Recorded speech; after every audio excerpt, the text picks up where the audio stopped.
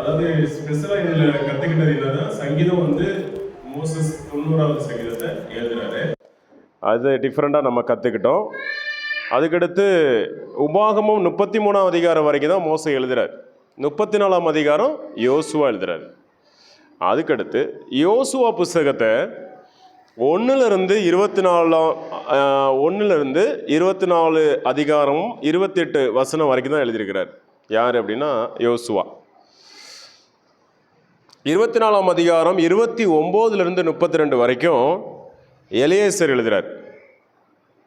எலியேசர் யாரு? எலியேசர் யாரு? ஆரோனுடைய பையன் எலியேசர். அவர் எழுதுறார். எது? யோசுவா 24ஆம் அதிகாரம் 29லிருந்து 32. மொத்தம் எத்தனை வசனம்? 29, 30, 34 வசனம் தான் எழுதுறாரு. எலியேசர் எழுதுறார். எலியேசருடைய பையன் வந்து ஒரு வசனம் எழுதுறான். எலியேசருடைய பையன் யாருன்னா பினேகாஸ். ஒரே ஒரு வசனம் எழுதுறாரு. எங்க? யோசுவாவில் 24ஆம் அதிகாரம் 33ஆம் வசனம் பினேகாஸ் எழுதுறாரு. உங்களுக்கு புரியுதா கொஞ்சமாவது? இன்ட்ரெஸ்டிங்காக இருக்கும் போக. சரி, பினேகாஸ் 24ஆம் அதிகாரம் யோசுவா 24, 33ஆம் வசனம் ஒரே ஒரு வசனம் எழுதியிருக்கிறார். பினேகாஸ் எழுதியிருக்கிறார். சாமுவேல் என்னென்ன புஸ்தகங்கள் எழுதியிருக்கிறார்? சாமுவேல் நியாயாதிபதிகள், ரூத்து, 1 சாமுவேல் 1லிருந்து 24 வரைக்கும் எழுதியிருக்கிறார். சாமுவேல், நியாயாதிபதிகள், ரூத்து, 1 சாமுவேல் 1லிருந்து 24 வரைக்கும் யார் எழுதினாங்க அப்படின்னா சாமுவேல் எழுதுறார். அதுக்கடுத்து நாத்தான், காத், இவங்க 2 பேரும், நாத்தான் வித் காத், இந்த தீர்க்கதரிசிகள் வந்து 1 சாமுவேல் 25ஆம் அதிகாரத்தையும் 2 சாமுவேல் 24 அதிகாரங்கள் 24 அதிகாரங்களை யார் எழுதுறான் அப்படின்னா 2 சாமுவேல் 24. இது எப்படி அப்படின்னா, இது 2 இதையும் நாத்தான் எழுதுறாரு. அதே சமயத்தில் காத்தும் நாத்தானும் சேர்ந்து தான் எழுதுறாங்க.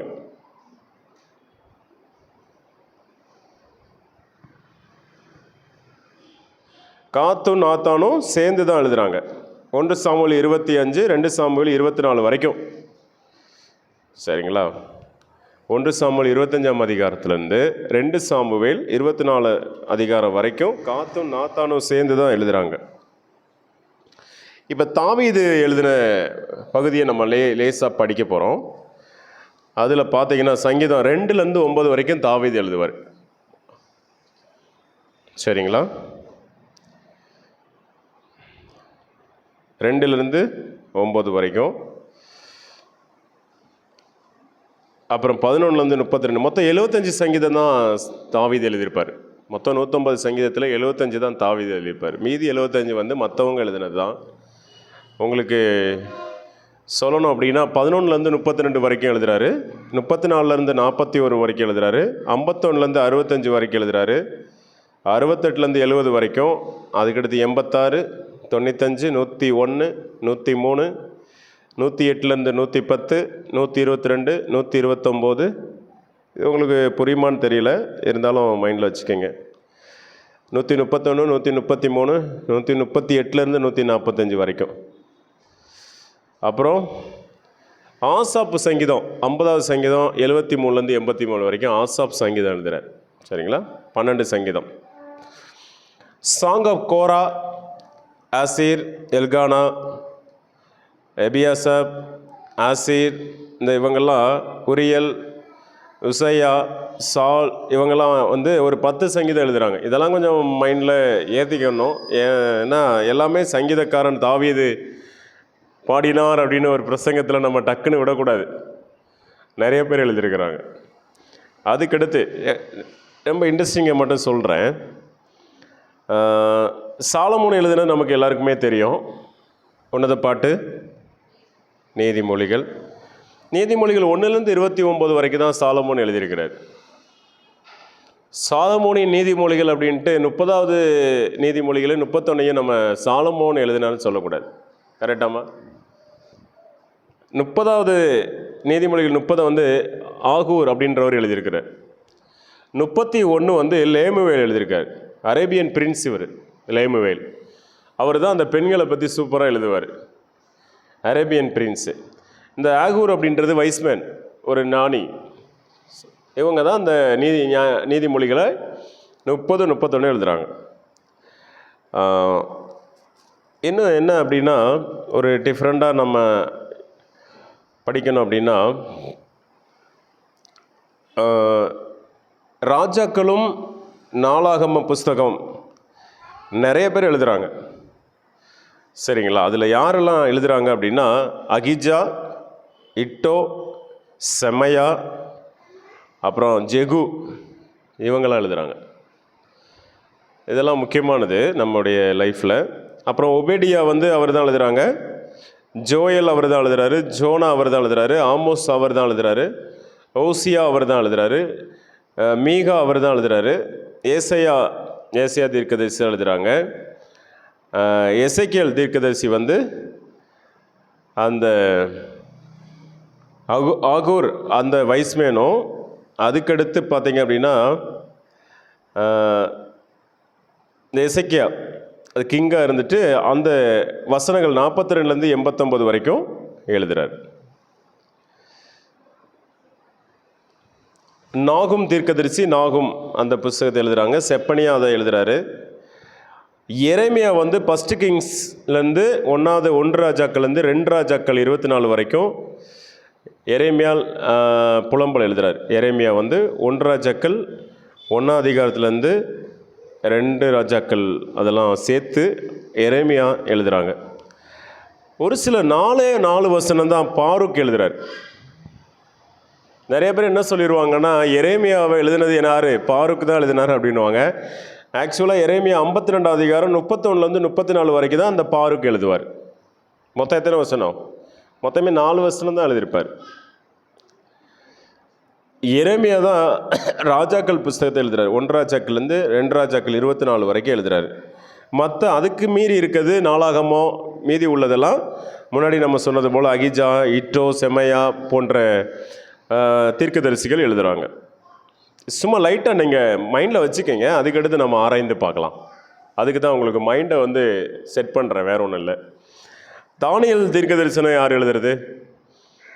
ஆக்சுவலாக நம்ம ஏற்கனவே நம்ம படிச்சிருக்கோம். அதாவது மேஜர் ப்ராப்பர்ட்டிகள் புக் இருக்குது, அதாவது மைனர் ப்ராப்பர்ட்டி இருக்குது, புத்தகங்கள் இருக்கிறது. சிறிய தீர்க்கதரிசன புத்தகங்கள், பெரிய தீர்க்கதரிசன புஸ்தகங்கள். அதாவது பெரிய தீர்க்கதரிசிகள் சிறிய தீர்க்கதரிசிகள்னு கிடையாது. புஸ்தகங்கள் தான் பெருசு சிறுசு, வேற ஒன்றும் இல்லை. அதை நீங்கள் மைண்டில் வச்சிட்டிங்கன்னா இது உங்களுக்கு நல்லா புரியும். எசேக்கியேல் தான், ஹாகாய் தான், சகரியா தான். அப்புறம் எஸ்தர் புஸ்தகத்தை எழுதினது யார்?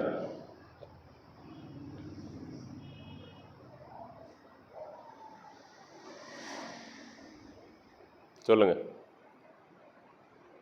இதுதான் கொஸ்டின் லாக். மொர்தெகாய். சரிங்களா? எஸ்தர் புஸ்தகத்தை மொர்தெகாய் எழுதியிருக்கிறாரு. இது வந்து இவர் ஒரு adviser to the Persian government. பிற்காலத்தில் அவருக்கு நல்ல ஒரு போஸ்டிங் கிடைக்குது. எஸ்தர் அந்த காலகட்டத்தில் பாஸ்டிங் இருந்து யூதர்களை காப்பாற்றின பிறகு, ஆமான் இறந்த பிறகு யாருக்கு போஸ்டிங் கிடைக்குது? மொர்தெகாய் கிடைக்குது. 10 அதிகாரங்களை எஸ்தரில் 10 அதிகாரங்களை அவர் எழுதியிருக்கிறார். மொத்தம் எத்தனை அதிகாரம் எஸ்தரில்? 10 தானே? 10 எழுதியிருக்கிறார் அவர் தான். அப்புறம் எஸ்ரா எழுதும்போது 1லேருந்து 2 கிரானிக்கல்ஸ் வரைக்கும் நாளாகமம் புஸ்தகத்தை அவரும் எழுதியிருக்கிறார். எஸ்ரா, நெகேமியா இதெல்லாம் எழுதியிருக்கிறாரு. மாறி மாறி அந்த புஸ்தகங்களில் முன்னாடியே நிறைய தீர்க்கதரிசிகள்லாம் சொன்னல, செமையா, அவங்கெல்லாம் இன்வால்வ் ஆகிறது மாதிரி கொடுத்துருக்குறாங்க. நெகேமியா 9 அதிகாரங்களை நெகேமியா எழுதியிருக்கிறார். நிறைய அதை டிவைடட் பண்ணியிருக்கிறாங்க.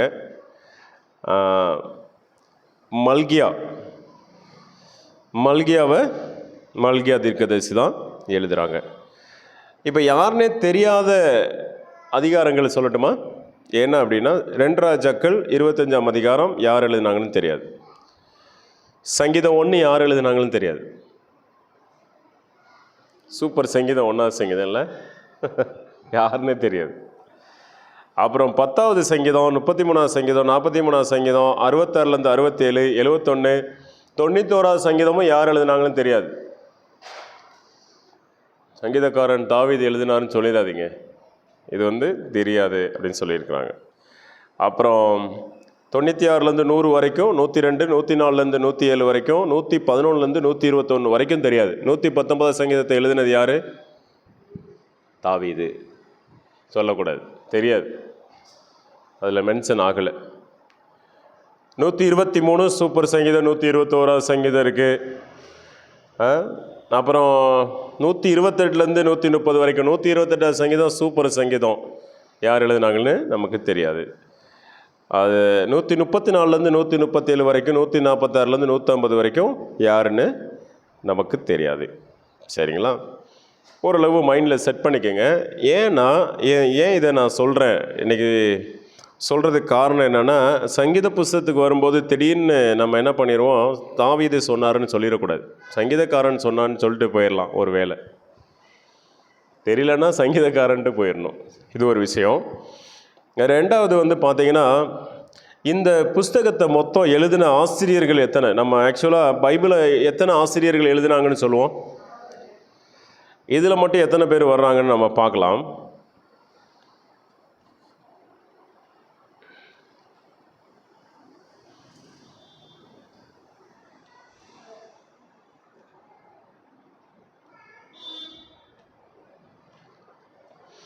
பழைய ஏற்பாட்டில் மட்டுமே ஆல்மோஸ்ட் 40 பேருக்கு மேலே வந்துட்டாங்க.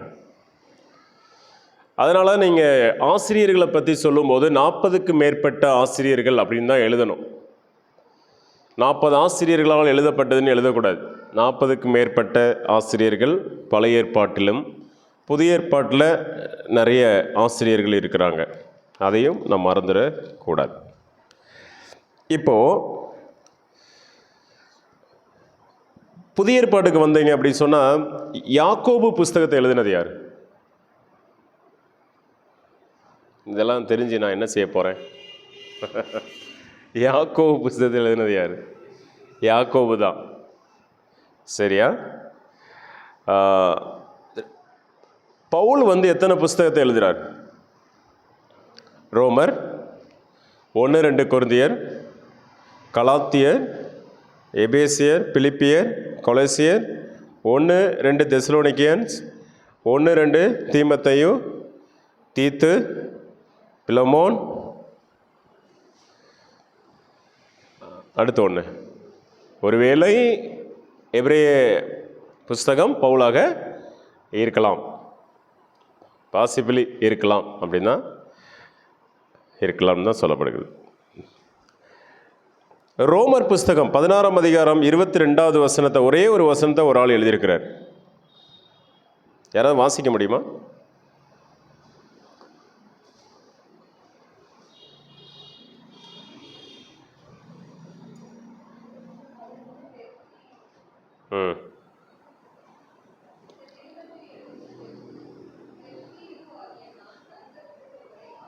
ஓகே, இந்த நிருபத்தை எழுதினது யாரு?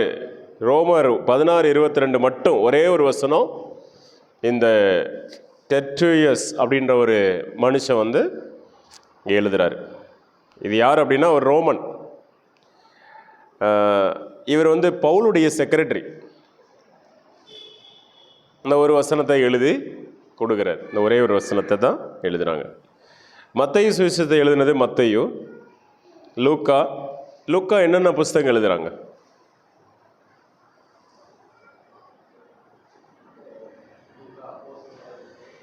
Very good. லூக்காவும் அப்போஸ்தலர் நடவடிக்கை புஸ்தகத்தையும் லூக்கா எழுதுகிறார். இவர் டாக்டர், பிசிசியன். இவர் கிரீக் நேஷனாலிட்டி கிரேக்கம். பீட்டர் வந்து 1 and 2 பீட்டர், பேதுரு புஸ்தகத்தை 1, 2 பேதுரு எழுதுகிறாரு, பேதுரு. மார்க்கு அதே தான், யூதா புஸ்தகத்தை எழுதுகிறாரு. யோவான் வந்து யோவான் எழுதுகிறாரு. 1, 2 and 3 யோவானை எழுதுகிறாரு. வெளிப்படுத்தின விசேஷத்தை எழுதுகிறாரு. இவர் தான் அதிக பவுலுக்கு அடுத்து இவர் அதிக புஸ்தகத்தை எழுதுகிறார். ஹீப்ரு வந்து இது யாரும் தெரியாது, ஆனால் நம்ம எல்லாரும் அட்வான்டேஜ் என்ன சொல்கிறோம், பவுல் அப்படின்னு சொல்கிறோம். சரி, இதை டேட்டை மட்டும் பார்த்துட்டு முடிச்சிருவோம். இன்றைக்கி ரொம்ப இம்பார்ட்டண்டானது இது. யாக்கோபு நிருபம் எழுதப்பட்டது தான் ஃபஸ்ட்டு நிருபம். இதுதான் ஃபஸ்ட்டு நிருபம் புதிய ஏற்பாட்டில். 2வது நிருபம் என்ன அப்படின்னா கலாத்தியர். 2வது கலாத்தியர் புஸ்தகம் எழுதப்பட்டது. 3வது புஸ்தகம் 1 தெசலோனிக்கர் 2 தெசலோனிக்கர் 52வது வருஷத்தில் எழுதுகிறாங்க. சரிங்களா? அப்புறம் 1 கொரிந்தியர் 2 கொரிந்தியர் எழுதுகிறார். அடுத்த புஸ்தகம் அதுதான். அதுக்கடுத்து தான் மார்க் எழுதுகிறாங்க. நமக்கு எப்படி கொடுக்கப்பட்டிருக்கு பைபிளில்? மத்தேயு, மார்க்கு, லூக்கா, இதெல்லாம் வந்து ஃபஸ்ட்டு புத்தகமாக வச்சுருக்குறாங்க. ஆனால் முதல் புஸ்தகம் என்னது? யாக்கோபு தான். நீங்கள் எழுதி வச்சு படித்தா கூட ஒரு கோர்வையாக படித்தீங்கன்னா சூப்பராக புரியும். இந்த டேட்டு பிரகாரமாக அந்த புக்ஸ் எல்லாம் படிச்சுட்டு போனீங்கன்னா அழகாக அவங்களுக்கு புரிஞ்சுக்கிட்டே போகும். ஃபஸ்ட்டு யாக்கோபு, 2வது கலாத்தியர், 3வது தெசலோனிக்கர் 1, 2 தெசலோனிக்கர், 4வது 1, 2 அதாவது கொரிந்தியன். சரிங்களா? அதுக்கடுத்து தான் மார்க் எழுதுகிறார். மார்க்குக்கு அடுத்து தான் மத்தேயு எழுதுகிறார். மத்தேயு புஸ்தகம் மார்க்குக்கு அடுத்து தான் வருது. ஆனால் அதே காலகட்டம். மார்க்கும் மத்தேயும் 55லேருந்து 60, 65க்குள்ளே எழுதுகிறாங்க. அதுக்கடுத்து தான் ரோமர், லூக்கா, அப்போஸ்தலர் நடவடிக்கைகள் எழுதப்படுது. இந்த கோர்வை நமக்கு தெரிஞ்சுன்னா படிக்கிறது ரொம்ப ஈஸி. அப்புறம் கலாத்தியர், எபேசியர், பிலமோன், பிலிப்பைன்ஸ், அதாவது பிலிப்பியர், இந்த புஸ்தகங்கள்லாம் வந்து 61வது வருஷத்தில் தான் எழுதுகிறாங்க. அப்போ இயேசு கிறிஸ்து மரித்து ஒரு 30 வருஷம் கழித்து தான் இந்த புஸ்தகங்கள் எழுதப்படுகிறது. கலாத்தியர் புஸ்தகம் எல்லாமே எழுதப்படுது. அதுக்கடுத்து தீமோத்தேயு, 1 தீமோத்தேயும், தீத்து, இது வந்து 62வது வருஷத்தில் எழுதுகிறாங்க. 1 பேதுரு 62வது வருஷத்தில் எழுதி 64வது வருஷம், 64லேருந்து 66 வரைக்கும் ஒரு 4-5 வருஷம் கழிச்சு தான் 2 பேதுரு எழுதுகிறாங்க. ஒரே தான் எழுதி முடிச்சிருப்பாருன்னு நினைக்கக்கூடாது. சரிங்களா? அதுக்கடுத்து யூதா 80வது வருஷம், 66லேருந்து 80க்குள்ளே தான். அது ரொம்ப லென்த்தான புஸ்தகம். ரொம்ப வருஷம் கழித்து யூதா எழுதுகிறார். யூதாவுக்கு அடுத்து அதாவது 67வது வருஷத்தில் 2 தீமோத்தேயு புஸ்தகம் எழுதுகிறாங்க. 68ல் எபிரேயர் புஸ்தகம். 90வது வருஷம், அப்போ இயேசு கிறிஸ்து மரித்து 60 வருஷம் கழிச்சு யார்? யோவான் எழுதுகிறார். யோவான் 1 யோவான், 2 யோவான், 3 யோவான். 95வது வருஷத்தில் தான் வெளிப்படுத்தின விசேஷம் எழுதுகிறாங்க. இந்த கோர்வையை உங்களுக்குன்னா நான் நம்ம குரூப்பில் பாஸ் பண்ணுறேன். ஓகே, இந்த அடிப்படையில் நீங்கள் எழுதி வச்சுக்கிட்டீங்கன்னா பைபிள் ரீடிங் பண்ணுறதுக்கு ரொம்ப ஈஸியாக இருக்கும், புரியும். நம்ம ஆதியாகமம் தொடங்கி வருவோம், இப்படி படித்தா கூட ரொம்ப ஈஸியாக இருக்கும். ஒவ்வொரு பக்கமாக நான் உங்களுக்கு ஷேர் பண்ணுறேன். இதெல்லாம் நீங்கள் படிச்சுக்கிட்டீங்க அப்படின்னா வாழ்க்கைக்கு ரொம்ப பிரயோஜனமாக இருக்கும். தெளிவான முறையில் நம்ம என்ன செய்யலாம் அப்படின்னா வேத வாக்கியங்களை ஆராய்ந்து பார்க்க வாய்ப்பு இருக்கிறது. சரி, இதில் விசேஷமாக என்ன நம்ம கற்றுக்கிட்டோம் இன்னைக்கு? டைம் ஆச்சு. ரைட்ஸ். புதுசாக ஏதாவது கற்றுக்கிட்டீங்களாம்மா திலகம்மா? இப்போ புரிஞ்சிச்சு. ஓகே. வேறு ஏதாவது ஸ்பெஷலாக இதை இன்னும் நமக்கு மெருகூட்டி நம்ம கற்றுக்கலாம், நிறைய கற்றுக்கலாம். இது எனக்கு ரொம்ப சொல்லணும்னு தோணுச்சு. ஏன்னா நிறைய நேரங்கள் அப்படி தெரியாமையே நம்ம போயிடுறோமே அப்படின்றதுக்காக தான் நானே இதை எடுத்தேன். எனக்கு நல்ல டாபிக் நான் பேசிகிட்டு இருக்கிறோம், தீர்க்க தரிசனத்தினுடைய அர்த்தங்கள் பேசிகிட்டு இருக்கோம். ஆனால் இது நான் படிக்கும்போது ரொம்ப ஈஸியாக, இது நம்ம அட்வென்டிஸ்ட் பிள்ளைகள் கொடுத்த புத்தகம் தான் இது. பாஸ்டர்ஸ்களுக்காக கொடுக்கப்பட்ட ஒரு புஸ்தகம், ஐ வில் கோ அப்படின்ற ஒரு இதுலேருந்து போட்டு கொடுத்தாங்க. நல்லா எழுதியிருக்கிறாங்க, இந்த ஆத்தர்ஸ் ஆஃப் த பைபிள் அப்படின்னு போட்டு. இதில் நிறைய இன்னும் டெஃபினேஷன் நிறைய கொடுத்துருக்குறாங்க. நான் உங்களுக்கு சிம்பிளாக தான் சொன்னேன். விசேஷமாக நான் கற்றுக்கிட்டது என்ன அப்படின்னா, முன்னாடியே நம்ம கற்றுக்கிட்டு இருந்தாலும் புதுசாக கற்றுக்கிட்டது என்னென்னா, இந்த கடைசியில் எழுதும்போது நம்ம என்ன நினைக்கிறோம், ஃபினிஷிங் பண்ணுறவங்க யாராக இருக்கலாம், அவங்களே இறக்குறவங்க அவங்களே எழுதிட்டு போவாங்களா அப்படின்னு டவுட் வந்திருக்கு அவங்களுக்கு. மோசே எழுதி என்னடா செத்துட்டுன்றாரு, எப்படா எழுதினார் இதை அப்படின்னா நம்ம யோசிப்போம். இப்போ தான் புரியுது யார் எழுதியிருக்கா. ஃபைனல் சாப்டரை வந்து வேறவங்க பின்தொடர்றவங்க முடிக்கிறாங்க. அவர் எழுதி வச்சுட்டு போயிட்டார். இப்போ மோசஸ் வந்து எழுதி வச்சுட்டு போயிட்டார். 34 அதிகாரம் முடிச்சிட்டாரு. ஆக்சுவலாக 33 அதிகாரம் முடிச்சிட்டாரு. அதோட மோசை எழுதி முடிச்சிட்டாரு. அதுக்கடுத்து இறந்துட்டார். அப்போ அந்த காட்சியை யார் எழுதுறா? யோசுவா எழுதுறாரு. அதுதான் ஆண்டவர் நமக்கு பைபிளில் கொடுத்த ஒரு சுவாரஸ்யமான ஒரு விஷயம். யோசுவா அதே போல் இறக்குற கண்டிஷன் வரும்போது டக்குன்னு எலியாசர் எழுதுறாரு. யோசுவா அந்த மாதிரி இறந்துட்டாரு அப்படின்னு எழுதுறாரு. சரிங்களா? அப்புறம் பினேகாஸ் அவங்க பையனும் ஒரு வசனத்தை எழுதி முடிக்கிறார். இதுதான் ஆச்சரியமான ஒரு விஷயம்.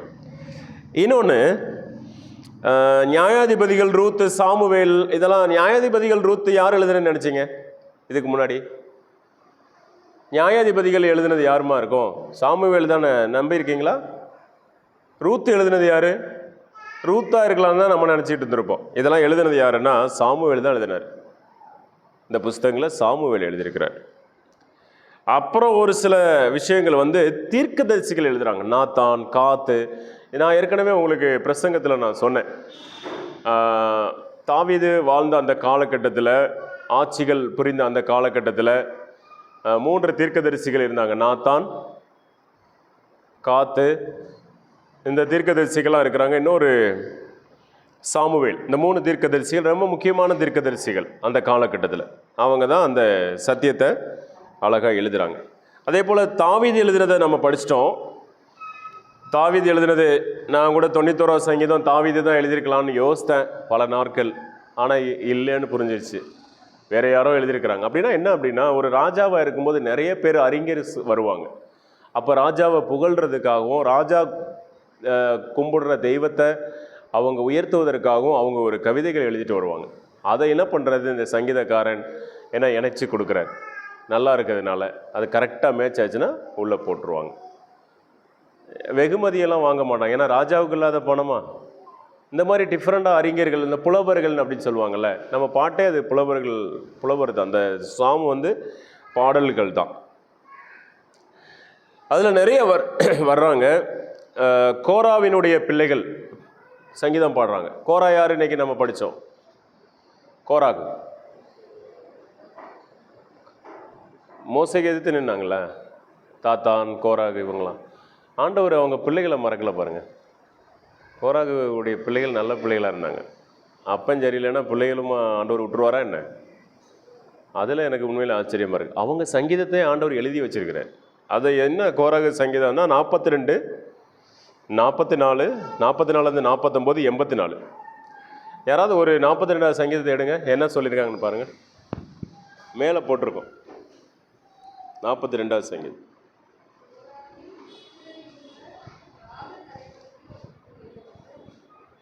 சங்கீதம் கோராகு புத்திரர்கள் அப்படின்னா அந்த எதிர்த்து நின்று மண்ணுக்குள்ளே போனாங்கல்ல, அவங்க பிள்ளைகள் எழுதின பாடல்களும் ஆண்டவர் இங்கே வைத்திருக்கிறார். ஓகே, இது ஒரு டிஃப்ரெண்ட்டாக இருந்தது. அப்புறம் நீதிமொழிகள் 31 யார் எழுதுறதுன்னு நினச்சிங்க? லேமுவேல்னு போட்டிருக்காரு.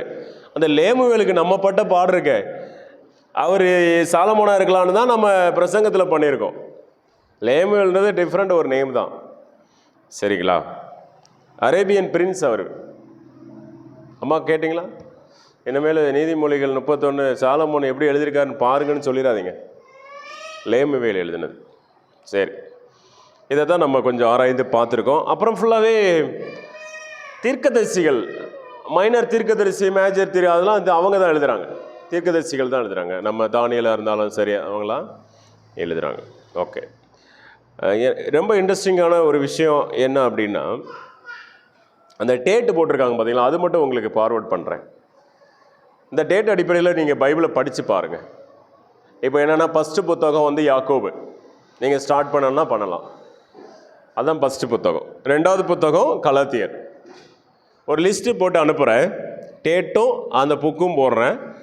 நீங்கள் என்ன பண்ணுங்கள், அதை டவுன்லோட் பண்ணி வச்சுக்கிட்டு நீங்கள் பைபிளில் எழுதி வைக்கலாம். 1 2 3ன்னு போட்டு ஒரு பென்சில்ட்டு அப்படியே மார்க் பண்ணி படிக்க ஆரம்பிச்சிங்கன்னா அந்த கோர்வையாக உங்களுக்கு என்ன செய்யும், அந்தந்த காலகட்டத்தில் அடிப்படையில் நமக்கு நல்ல ஐடியாஸ் கிடைக்கும். சரிங்களா? அந்த அடிப்படையில் நம்ம படிப்போம், வேதத்தை ஆராய்ந்து பார்ப்போம். ஆண்டவர் நம்மோடு கூட இருக்கிறார். பல ஆண்டுகள் பலவிதமான ஆசிரியர்களை வைத்து எழுதப்பட்ட வேத புஸ்தகத்தை ஒவ்வொரு நாளும் ஆராய்ந்து பார்ப்போம். ஆண்டவர் நம்மை ஆசீர்வதிப்பாராக. ஆமென்.